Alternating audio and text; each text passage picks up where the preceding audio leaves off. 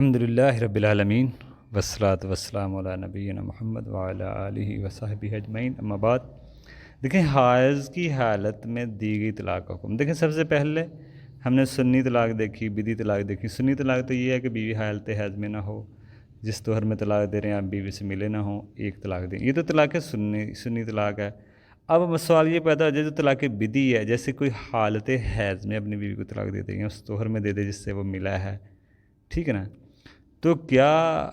ایسی جو کتاب و سنت کی مخالفت میں اگر طلاق دی ہے تو یہ ایک سے زیادہ طلاقیں ہیں، تو یہ جو مسئلہ ہے اس بات پر تو علماء کا کوئی اختلاف نہیں ہے کہ ایک طلاق دی جائے، حیض میں ہو نہ ہو، طہر میں بیوی اس طہر میں آپ ملے نہ ہوں اور حیض میں نہ ہوں، تو ایسی حالت میں طلاق دینا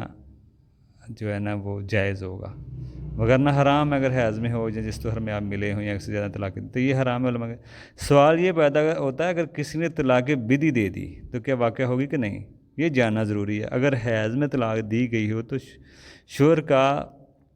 3 چانس ہوتے ہیں جو باقی رہتے ہیں، کیونکہ طلاق واقعہ نہیں ہوتی، کیونکہ یہ ابھی 3 چانس اس کے پاس ابھی بھی باقی ہیں، کیونکہ حیض میں اگر طلاق دیکھا جائے تو واقعہ نہیں ہوتی، صحیح مسئلہ یہ ہے۔ تو پھر سمجھ لیں چانس جو اس کے پاس 3 ہیں وہ ابھی بھی باقی ہیں، ان میں سے کوئی ختم نہیں ہوا، کیونکہ طلاق واقعی نہیں ہوئی۔ اب اگر طلاق حیض میں دی گئی یا طہر جس میں آپ شوہر سے بیوی سے ملا ہو شوہر، طلاق ہوگی کہ نہیں ہوگی، اس میں شدید علماء کا اختلاف ہے۔ جمہور کے نزدیک تو ہوگی، سمجھ لیں پاکستان اور ادھر کے جو زیادہ تر علماء ہیں وہ تو مانتے ہیں، جمہور کہتے ہیں چاہے طلاق بدعی ہے، حرام ہے طلاق دینا، یہ مانتے ہیں سبھی، اس میں اختلاف نہیں ہے، طلاق بدعی حرام ہے، لیکن بعض اہل علم اس کو واقعہ شمار کرتے ہیں، اس حساب سے جواب دیتے ہیں اور اس حساب سے آگے والے بندے سے وضاحت بھی اتنی نہیں لیتے، وہ کہتے ہیں طلاق دے دی ہے بس ٹھیک ہے ہو گئی ہے۔ لیکن جو طلاق کو نہیں مانتے حیض کی حالت میں یا جس شوہر میں آپ سے بیوی سے مل لی ہے اس مہینے کی طلاق کو نہیں مانتے، تو وہ آپ کو فتویٰ اتنی جلدی نہیں دیں گے، وہ سب سے پہلے آپ سے سوال کریں گے آپ نے کس طرح طلاق دی، حیض میں تو نہیں تھی بیوی، آپ نے کہا نہیں بیوی حیض میں نہیں ہے، پھر آپ سے سوال کریں گے کیا آپ نے جس رات کو ملے بیوی کو صبح طلاق دی یا اس مہینے میں طلاق دے دی، ایسا تو مسئلہ نہیں ہے۔ اگر آپ کہتے ہیں نہیں شوہر دور، ایسا کوئی مسئلہ نہیں تھا، اس طہر میں نہیں دی، پھر وہ طلاق نافذ کریں گے آپ کی۔ تو بعض اہل علم جمہور تو مانتے ہیں حیض کی طلاق کو جیسے بھی دے دی بدعی طلاق، لیکن دوسری جانب جو علماء ہیں جن میں شیخ الاسلام امام ابن تیمیہ ہیں اور ان کے شاگرد امام ابن قیم ہیں اور شیخ ابن باز، شیخ ابن عثیمین، یہ سب جو لوگ ہیں وہ کہتے ہیں یہ طلاق واقع نہیں ہوگی، جو طلاق بدعی ہے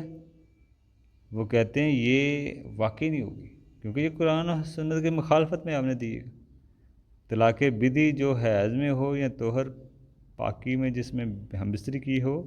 یا ایک سے زیادہ طلاقیں دینا، یہ بھی بدعت ہے۔ تو آج ہم یہ جانتے ہیں کہ حیض میں دی گئی طلاق کا واقعہ ہوگی کہ نہیں، دوسرا قول راجح ہے اس میں، دوسرا راجح ہے کہ یہ نہیں مانی جائے گی، جو کہتے ہیں حیض کی حالت میں طلاق واقعہ نہیں ہوگی یا نفاس میں دی گئی ہو، اگر ان حالتوں میں کوئی طلاق دے تو حیض یا نفاس میں تو یا ایسے طہر میں ایسی پاکی میں ہم بستری کی ہو تو اس نے گویا کہ طلاق دی ہی نہیں،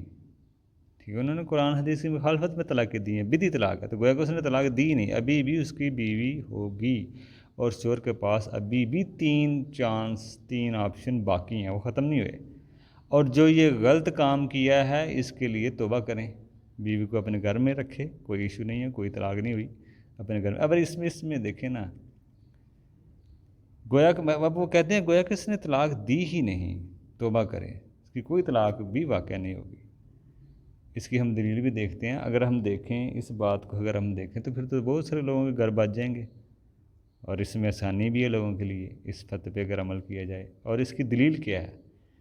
اگر کسی نے حیض میں طلاق دی دی یا اس طہر میں جس میں بیوی سے ملا اس نے طلاق دے دی، گویا کہ اس نے طلاق دی نہیں، اس کے پاس ابھی بھی 3 آپشن ہیں، طلاق واقعی نہیں ہوئی، ابھی بھی اس کی بیوی ہے، وہ توبہ کرے کیونکہ اس نے قرآن حدیث کی مخالفت کی ہے۔ اب اس کی دلیل کیا ہے؟ دلیل کیا ہے؟ جیسے حدیث نبی علیہ السلام نے، عبداللہ بن عمر نے، صحابی ہیں، انہوں نے، حضرت عمر کے بیٹے، انہوں نے اپنی بیوی کو حالت حیض میں طلاق دے دی، تو اللہ کے نبی ناراض ہوئے اور فرمایا اپنی بیوی کو واپس پاس رکھیں، اور جب حیض ختم ہو جائے، پاک ہو جائے، یعنی حالت حیض سے نکل جائے، پھر حیض آ جائے، پھر پاک ہو، اگر چاہے اپنی بیوی کو بنائیں رکھیں، اپنے پاس رکھیں، چاہے تو چھوڑ دیں۔ نبی علیہ السلام نے اشارہ کر رہے ہیں کہ بیوی حالت حیض میں نہ ہو،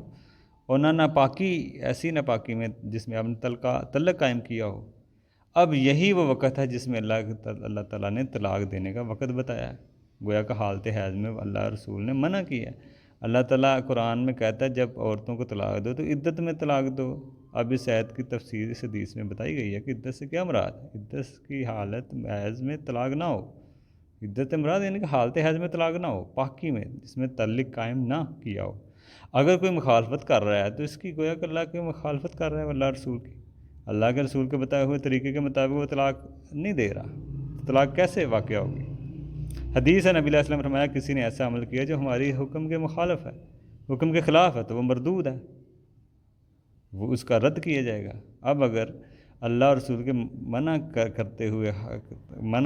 اللہ اور رسول کے منع جو کیا انہوں نے کہ جیسے حالت حیض میں طلاق دینے میں، تو پھر کوئی دے تو اس طلاق کا اعتبار کیسے ہو سکتا ہے؟ مثال جیسے اللہ تعالیٰ نے کہا غیر مسلم عورت سے شادی کرنا حرام ہے، تو بندہ کر لے تو کیا شادی کرنا حرام ہے، لیکن نکاح کیا صحیح ہو جائے گا؟ جب اللہ نے کہا غیر مسلم سے شادی کرنا حرام ہے، تو لیکن بندہ اگر کر لے تو شادی کرنا تو حرام ہے، لیکن نکاح صحیح ہوگا کیا؟ اس طرح تو یہ اس میں بات ہے کہ جیسے اللہ تعالیٰ نے کہا غیر مسلم عورت سے شادی کرنا حرام ہے، بندہ کر کے یہ کہے شادی کرنا حرام ہے، نکاح صحیح ہے، تو یہ کیسا مسئلہ ہے؟ جب شادی کرنا حرام ہے تو نکاح بھی صحیح